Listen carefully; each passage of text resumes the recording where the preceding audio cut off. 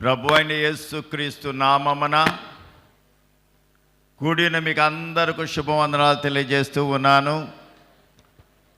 నేటి ఈ ప్రత్యేక కార్యక్రమానికి, వివాహ కార్యక్రమానికి నన్ను ప్రేమతో ఆహ్వానించిన దైవజనులు నవీన్ అయ్య గారికి, అమ్మగారికి నవ్య గారికి ప్రత్యేకమైన వందనాలు తెలియజేస్తూ ఉన్నాను.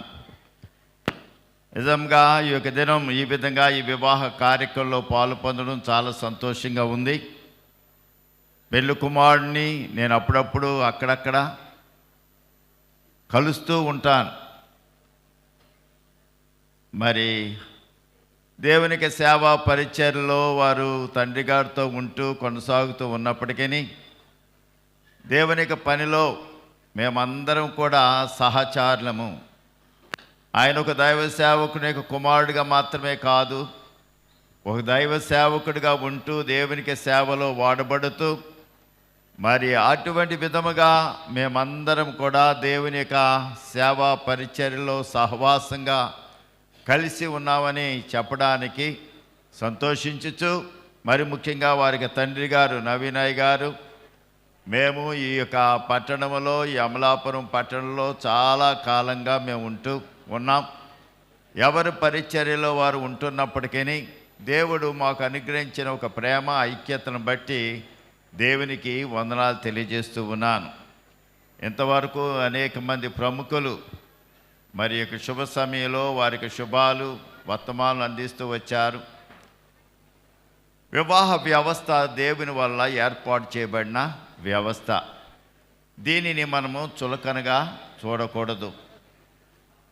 ప్రభు చెప్పిన మాట, నరుడు ఒంటరిగా ఉండుట మంచిది కాదని ఎంచి, నేటి దినమందు వీరిరువురు కూడా దేవునికి సన్నిధానంలో భార్యాభర్తలుగా అవ్వడానికి సిద్ధపడిన వారుగా ఇక్కడ విచ్చేశారు, వేదికను అలంకరించి ఉన్నారు. త్వరలోనే వారు వివాహంలో ఒకటి కాబోతున్నారు. ఇది దేవుని యొక్క ఉద్దేశమని, దేవునికి చిత్తమని మనం గమనించాలి.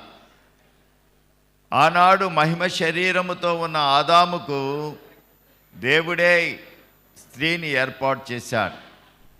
ఏర్పాటు చేసిన దేవుడు చెప్పిన మాట ఏంటంటే, ఒకరికొకరు సహచారులుగా తోడుగా ఉండడానికి వారిని ఏర్పాటు చేసినట్లుగా దేవుని యొక్క వాక్యంలో మనం చూస్తూ ఉన్నాం. ఎ హెల్ప్మేట్ టు ఈచ్ అదర్, ఒకరికొకరు సహచారులుగా తోడ్పడడానికి ప్రభు ఏర్పాటు చేసిన వివాహ వ్యవస్థ. వీటిలో మనము దేవుని స్తుతించే వారిగా ఉండాలి. దేవునికి ఆజ్ఞానుసారంగా మనం ఎప్పుడైతే ముందుకు సాగువారుగా ఉంటామో దేవునికి ఆశీర్వాదాలు మనం పొందుకోవడానికి, ఆశీర్వాదింపబడిన జనాంగంగా విస్తరింపబడడానికి వీలు కలుగుతుంది. ఒకటి మనం చూసినప్పుడు అబ్రహాము శారాను దేవుడు దీవించి ఆశీర్వదించాడు. గల కారణం ఏంటంటే విధేయత. అబ్రహాము శారా దేవుని యొక్క మాటకు విధేయత చూపిన వారిగా ఉన్నారు, విశ్వాసించారు. దేవుని యొక్క మాటకు వారు విధేయులై విశ్వాసముతో దేవుని యొక్క మాటను అనుసరించి నడుచుకున్న వారుగా మనం చూస్తూ ఉన్నాం. కాబట్టి దేవుడు వారిని ఏ విధంగా దీవించి ఆశీర్వదించి తరము వెంబడి తరము యొక్క ఆశీర్వాదంతో వారిని నింపాడో, ఆదాము శారాను అక్కడితోటే వారి యొక్క ఆశీర్వాదాలు ఆపబడలేదు, కానీ తర్వాత తరానికి వెళ్ళి ఆ విధంగా దేవుడు వారిని తరము వెంబడి తరము యొక్క ఆశీర్వాదములతో 3 తరాలు ఆశీర్వాదం. అబ్రహాము ఇస్సాకును దీవించాడు, ఇస్సాకు యాకోబును దీవించాడు. ఆ విధంగా 3 తరాలు ఆశీర్వాదాలు మనం చూస్తూ ఉన్నాం. అట్టి విధంగా దేవుడు మీ పితరులను, తాతల కాడి నుంచి దేవుడు మిమ్మల్ని దీవించి ఆశీర్వదించి వర్ధల చేస్తూ వచ్చాడు. మీ యొక్క తల్లిదండ్రులను దేవుడు దీవించిన సేవలో ఘనమైన పాత్రలుగా వాడుకుంటూ వచ్చాడు. ఇప్పుడు 3వ తరం, మరి ఎన్నో తరం నాకైతే తెలియదు, కానీ మరి మాకు ఎదురుకుండా కనబడుతున్న తరం 3వ తరం.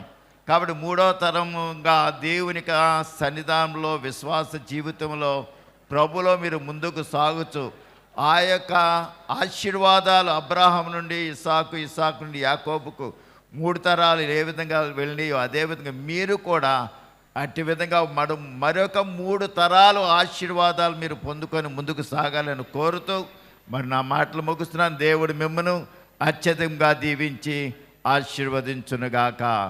మన జూబ్లీ సంఘంలో తరపున మీకు శుభాలు తెలియజేస్తూ, నా కుటుంబం తరపున మీకు శుభాలు తెలియజేస్తూ నా మాటలు ముగిస్తున్నాను. Thank you.